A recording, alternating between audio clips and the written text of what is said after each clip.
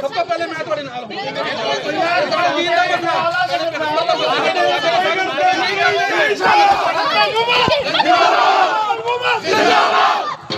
लाखों जाने कुर्बान हज़रत इंशाअल्लाह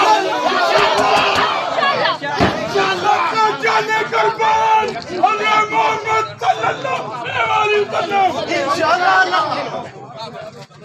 इनको कंट्रोल कर सकते हैं, बाहर की दुनिया आ गई फिर कंट्रोल